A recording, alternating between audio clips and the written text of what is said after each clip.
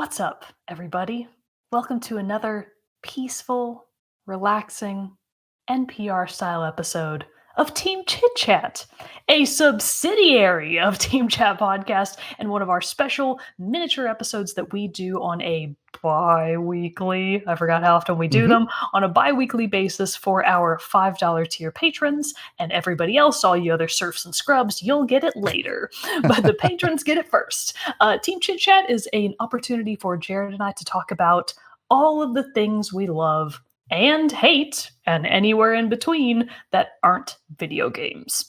So last time, Jarrett talked about a TV show that's near and dear to his heart, not Ted Bundy serial killer, No. Ted Danson Lasso. Lasso. Not Damn Ted it! Danson. I can never remember Ted Lasso. So a lot of what obviously Jared and I have been doing in the current environment in the quarantine times, not a lot of opportunities to go out, so we've both been obviously playing a ton of games and watching a bunch of shows, and I've Mhm. talked about a couple of shows before, like Keep Your Hands Off Eizouken, really wonderful anime that everybody should watch. But today we're going to talk about a slightly different show that I've already finished. I had started it maybe last year and then took a long, long break and then finished it this year. I want to talk about She-Ra and the Princesses of Power. Nice. Okay. Hell yeah.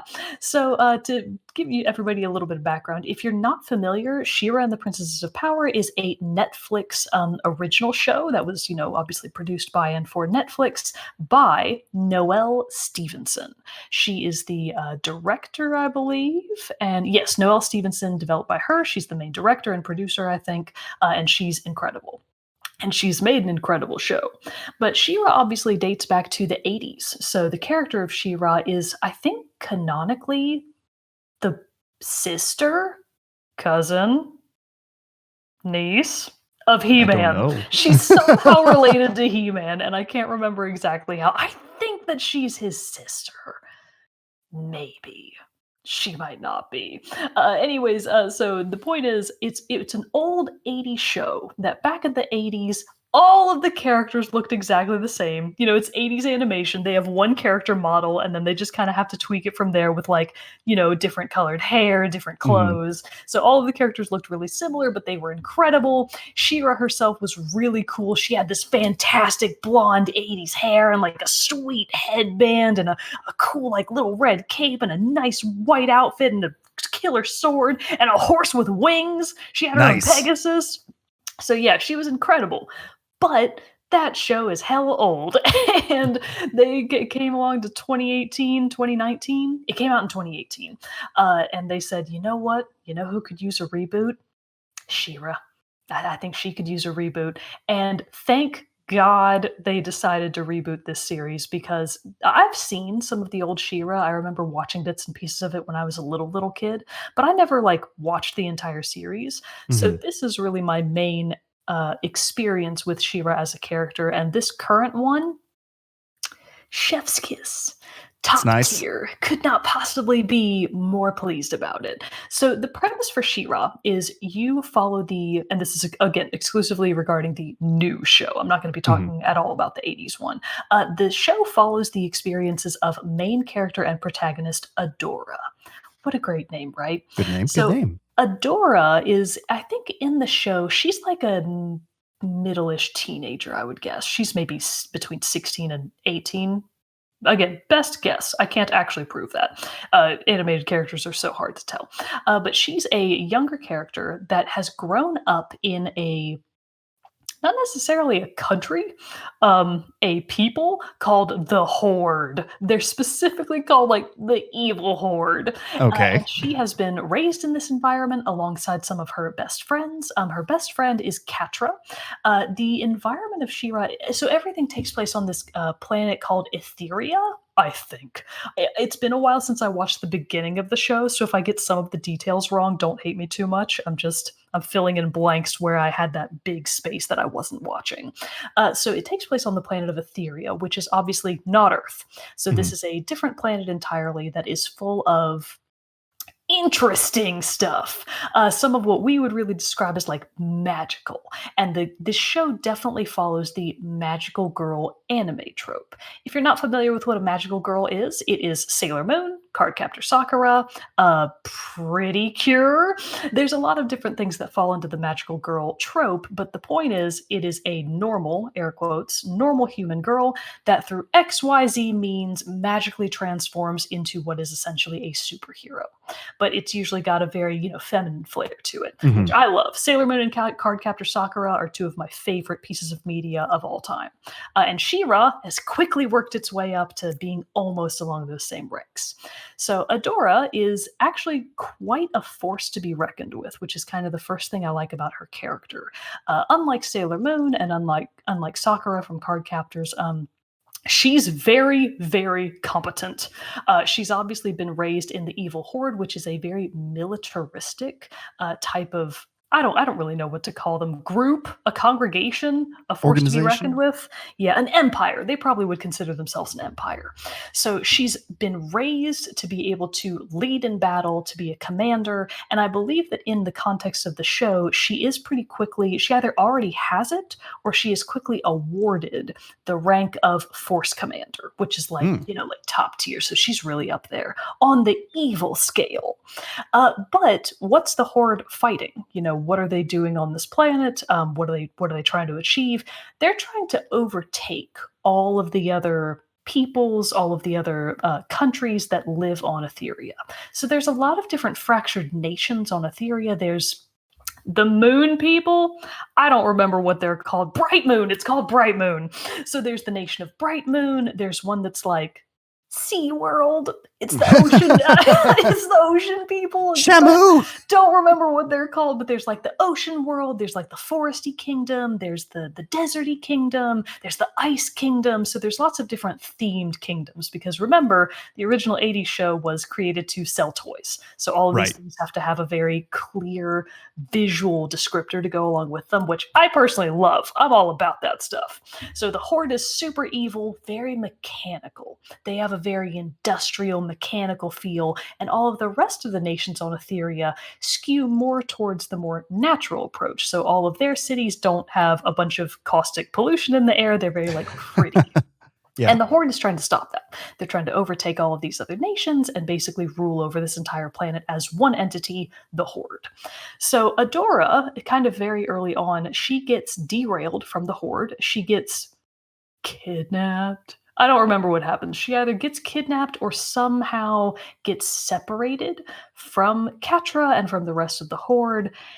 And she finds the sword. That's what happens. I'm trying to remember what actually happens in the beginning of the show. So she gets separated from the rest of her friends. She winds up in the Enchanted Forest. And it might even be called the Enchanted Forest. I might be right about that. And in this Enchanted Forest, she kind of hears a ghostly voice and sees some ghostly lights. And she's like, what's going on over there? She goes over there, finds this sword in the ground, ? Can't remember, but she finds a sword, classic sword in the stone style. She pulls this sword out of wherever it's being housed, and she is transformed into She-Ra, legendary hero. So for context, visually, the 80s She-Ra, she was a very, very, very, 80s cocaine thin kind of body type, skinny, skinny, skinny. And when she transformed into She-Ra, that maintained. So 80s Adora and 80s She-Ra were basically the exact same character model. Mm-hmm. One of the things I love about the new show, when normal-sized Adora, who is kind of on the tall side, she's a little strong looking because she's in the military, but when she transforms into She-Ra, she canonically becomes a titan. She's 8 feet tall, legitimately. Oh, cool. She's got huge, obviously feminine, but she's very muscular. She's literally a giant, and she just towers over everybody else. And they're like, "Oh shit, we're in trouble. Our world's about to get wrecked." Yeah, we're about to get wrecked. So the whole show basically follows the adventures of Adora as she comes to understand that being raised in the Horde, she's the bad guy. That's kind of the central crux of the show, is that Adora has been raised believing that she's in the right, and then all of a sudden the script is flipped and she's like, oh shit, were we the bad guys? And everybody else is like, you're called the evil Horde. How did you not know this? How did you not know? So a big thread line of the running show, and it's 5 seasons long. It's actually a pretty sizable show, but it is officially done, like they finished it. The 5th season is the final one. So a lot of the early seasons follow Adora's reckoning as she comes to understand like what she did in the past was wrong. All of her friends from the Horde, they're evil. How are you Mm. going to deal with that? And then, of course, making new friends in these other enchanted kingdoms. So it just has a really interesting storyline that I found surprisingly immersive and surprisingly well done. The show, in and of itself, just has top tier quality. The animation is beautiful. I'm Netflix obviously animation shows are killing it, they're honestly, getting up lately. They're there. good. The quality of the animation is really well done. All of the characters are just so unique. You know, they really flexed those animation muscles with how all the characters were going to act and behave and what their personalities were going to be like. The voice acting is incredible. Who plays Adora? Whoever she is wonderful. All right, Adora is voiced by Amy Carrero. And then one of the other key characters, Glimmer, Princess Glimmer, she is voiced by Karen Fukuhara. She's actually also the voice actress of main character Kipo. It's either Kipo or Kupo from Kipo and the Wonder Beasts, which is Hmm. another Netflix original animation. So I think that show is also pretty highly rated as well, but I haven't gotten to watch it. But so the voice actress for Glimmer, she's done a couple of pretty good Netflix shows at this point. The point is, it follows She-Ra and all of the various princesses from these other kingdoms that she kind of picks up into her retinue along the way as they fight back against the Horde. So it's that classic good versus evil type of setup, but with a really well done layer of what really is evil, what really is good. Even if you're part of the evil Horde, those are still people. And even if you're Right. part of the resistance, the rebellion, people that you say are good can still be bad. So it's got a really nicely done just premise of look, you got to actually look further into what's going on. It's not just black and white, good versus evil all the time. People are people and they're very complex. And then, of course, there's magic all over the place, which isn't like Right. magic. So there's sweet fight scenes. There's She-Ra kicking ass all over the place. It's a fantastic show. It's very funny. A lot of the characters are really funny. Later in the series, they kind of tone down the humor in favor of some of the more serious stuff that's going on, but it's a hysterical show, and I just got such a big joy out of watching it. It's also worth noting that it is a very progressive show in terms of how it portrays identity and sexuality. Cool. I kind of describe it to other people as like, okay, so you know when She-Ra transforms and there's rainbows everywhere, it's a very gay show. That's not entirely true, but it is very LGBTQIA plus friendly. It goes Awesome. into, without being too on the nose, it just has a lot of representation that isn't necessarily stated. It's not outright stated at any given time, but you know, it's just kind of, it's naturally built into the story. So Right. I feel like that's us again, just another reason to watch it. It's a really good representation of different types of people that don't often make it into this type of big name media. So She-Ra and the Princess of Power, 10 out of 10 would recommend. There were a big part that I kind of just want to emphasize here to close it out is I genuinely felt like each season legitimately built on the last one and progressively got better. Oh, It didn't good. have any of those because a lot of shows that go for that many seasons, there's usually a dip or one of the Mhm. seasons is just wildly out of place. That didn't happen with She-Ra. I don't agree with all the decisions it made for the end game. The ending, I was even kind of like, I don't know about that, but it was mostly just for petty reasons. Yeah. So overall, I would say that it is a really well done, concise, well thought out story where all of the pieces fit together. Nothing felt too wildly out of place, and the ending is actually it's good. It's a good ending. I just didn't necessarily agree with it, is all. I So just didn't like it. I just didn't like it. So I would definitely recommend it. It's so well done. I didn't have to watch it with subtitles, which is someone that's partially deaf. That's good. Anyways, She-Ra, it's wonderful. Go watch it. Very cool. Very cool. I'll check that out sometime. I'm pretty sure I remember my brother telling me that my nieces and nephew were watching it and liked it because they watch a lot of the Netflix animated shows too, and I know that I think they were watching it and stuff and Yeah. said good things about It it. is So I'll obviously check it out meant at to some be. point. It is meant to be a kid's show, but I, as an adult, loved it. So You know what? That's not necessarily a line in the sand that I It's necessarily not. stick to with my entertainment choices. I'll Exactly. watch kids movies and shows, if it's good content, it's good content, What can you Exactly. say? And She-Ra is good content, so go watch it. It's amazing. Very cool. Very cool. I'll have to do that. Just that. Well, that concludes this new episode of Team Chit Chat. Hopefully, I've convinced you to watch She-Ra and the Princess of Power, and if not, oh well.